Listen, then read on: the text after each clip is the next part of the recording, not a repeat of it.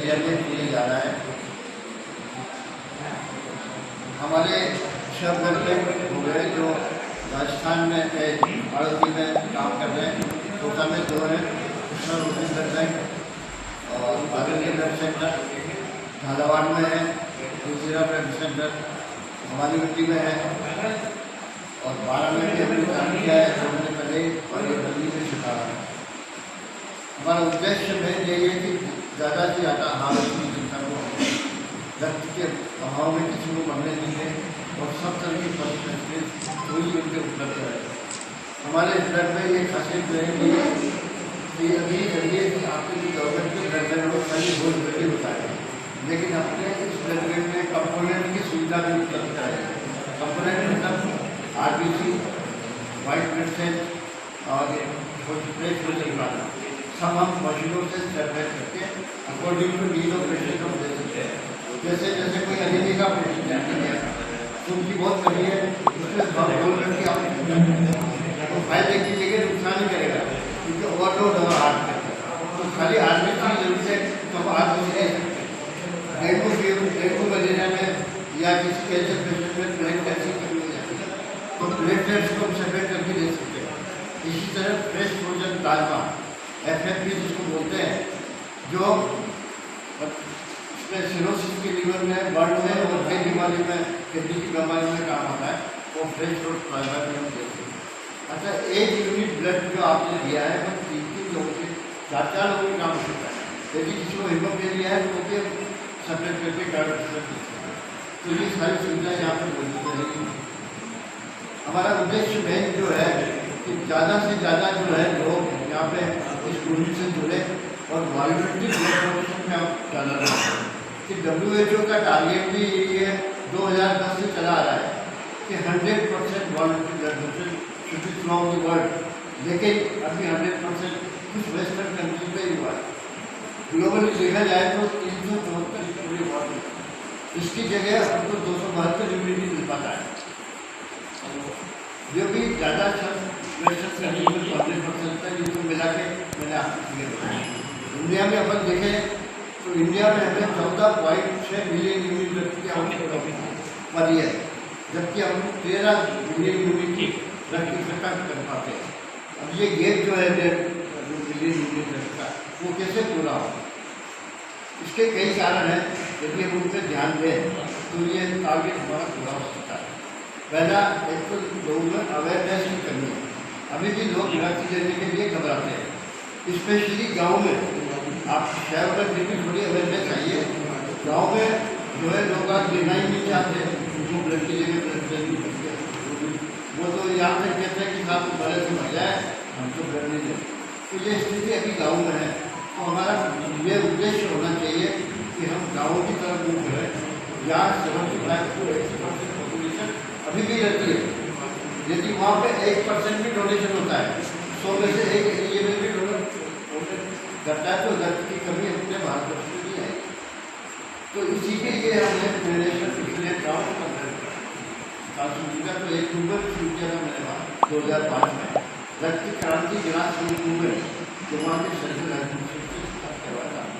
और वो मूवमेंट हमने कोटा में शुरू किया सबसे पहले। उसमें क्या है, गाँव जाते हैं, पहले गाँव रैली निकालते हैं और गाँव जाते हैं, एक दिन में 8-10 गाँव उसमें लोगों को बताते हैं अवेयरनेस के लिए। वहाँ के SDM, खानदार या जो भी ये भी लोग होते सरपंच सरकार, उनको पहले इन्फॉर्म कर देते हैं, उनको हमारा अरेंजमेंट करते हैं, वहाँ पर हम सवाल रखते हैं, रेडी रखते हैं और सबको रख के बाद में समझाते हैं और क्वेश्चन आंसर करते हैं। तो रिपोर्ट जो उनको बताते हैं, यदि वो जवाब दे देते हैं तो उसको प्राइज भी देते हैं। इस तरह से हमने एक गाँव कोटा डिस्ट्रिक्ट का एक गाँव में हमने रैली निकाली और कोटा में आज ये हालत है कि 80% सब मिला के वॉलंटरी ब्लड डोनेशन होता है। हमारे ब्लड बैंक में 93% है। तो ये स्थिति ब्लड की आनी हुई है, लोगों को इसकी अवेयरनेस होगी, रक्तदान अपने आप करें, क्योंकि रक्तदान करने से फायदे फायदे नुकसान क्या नहीं है। फायदे क्या क्या है? सबसे बड़ा फायदा तो ये है कि आपको मन को शांति मिलती है। आपने आज जो यूनिट रक्तदान किया है वो 3-4 मरीजों के काम किया है और आपको कोई नुकसान नहीं हो रहा, खाली सुन सकती है। दूसरा फायदा यह है कि आपको हार्ट अटैक की संभावना 40% कम हो जाती है। जो रेगुलर वॉलंटरी डोनर है उसके हार्ट अटैक की संभावना 40% कम हो जाती है। तीसरा फायदा आप देखें तो आप कभी टेस्ट नहीं कराते, HIV, hepatitis B, hepatitis C, malaria, media जो मैंडेटरी टेस्ट होते हैं 5 वो हमें करना ही पड़ता है, उसके बाद ब्लड इशू होता है। तो ये जनरली हम नहीं आते, जबकि 4% केसेज में हमारे हेपेटाइटिस सी, हेपेटाइटिस बी मिल जाएंगे जो रक्तदान नहीं कर सकते, लेकिन वो बाई चांस उनका ब्लड किसी फैमिली मेम्बर्स के टच हो जाएगा या खरों से लग जाती है, आपके खरों से लगे उनका ब्लड लग गया तो उसको हेपेटाइटिस बी और सी हो जाएगा। अब वो इतनी खतरनाक होती है, वो जानलेवा होती है। तो अपन को इस बीमारी का पता लग जाता है, अपन वैक्सीनेशन करवा सकते हैं, फैमिली मेम्बर को वैक्सीनेशन करवा सकते हैं। यदि आपके एक ही मेम्बर को, यदि फैमिली मेम्बर को यह पॉजिटिव है तो फैमिली मेम्बर को अपन वैक्सीनेशन करवा तो बचा सकते हैं। तो ये फायदे हैं ब्लड डोनेशन। एक फायदा यह है सबसे बड़ा कि आपको जो हम वॉलंटरी डोनेशन कार्ड है वो 1 साल तक के लिए वैलिड है। आप हमारे जो 6 ब्लड बैंक है वहाँ से कहीं से भी ब्लड ले सकते हैं। आपको यहाँ जरूरत है छोटा सा ब्लड ले सकते हैं, आप छोटा सा हमारा 6 ब्लड बैंक है।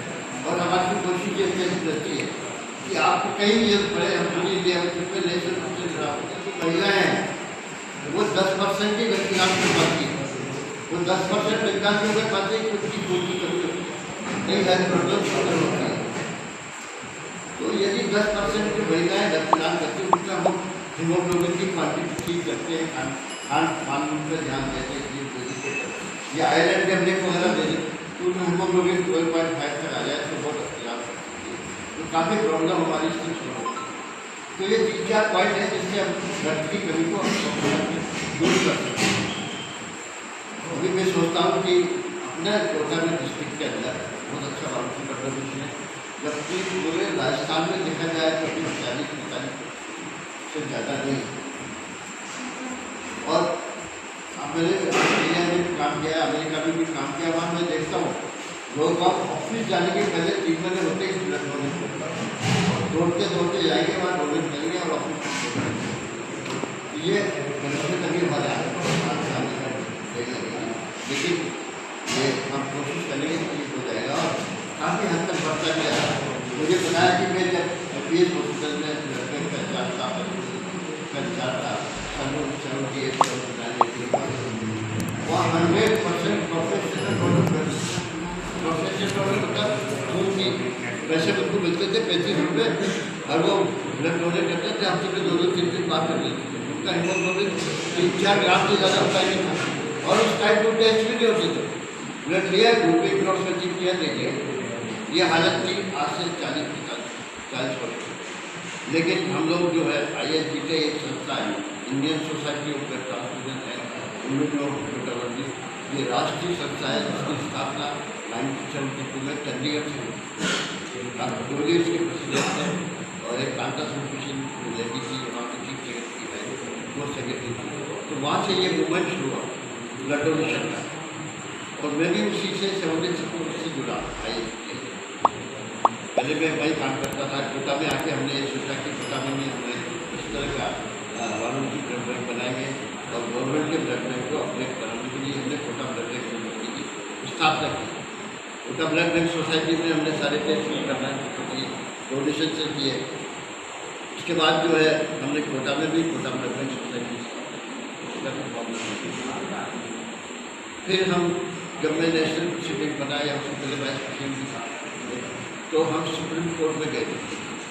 सुप्रीम कोर्ट में जाके लोग का नाम चुनाव के खा देते हैं, उनके थ्रू हमने रिप्रेजेंटेशन किया कि ये सारे ब्लड बैंक जितने भी हैं वो लाइसेंस होना चाहिए उनका और मापदंडों के हिसाब से ये उनको पूरा होने के बाद ये लाइसेंस मिले, मतलब कितने कमरे होना चाहिए, कितने जो आपका मशीनें होना चाहिए, कितने AC होना चाहिए, कितना स्टाफ होना चाहिए, ये सारे मापदंडों को देखने के बाद ही लाइसेंस दिया जाए। तो ये 96 में ये सुप्रीम कोर्ट ने ऑर्डर तभी से ब्लड ट्रांसफ्यूजन के फील्ड में डेवलपमेंट होता आ रहा है। पहले होल ब्लड दिया करते थे, अब क्या है कंपोनेंट दे सकते हैं।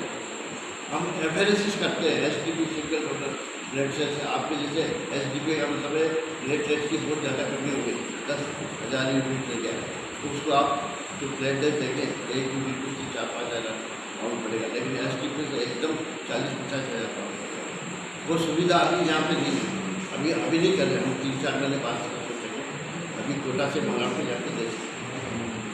तो ये सारी सुविधा यहाँ पे मौजूद है और इस फील्ड में इतने डेवलपमेंट होते जा रहे हैं कि एमडी ट्रांसमिटेड मेडिसिन एक ब्रांच ही अलग हो गई है।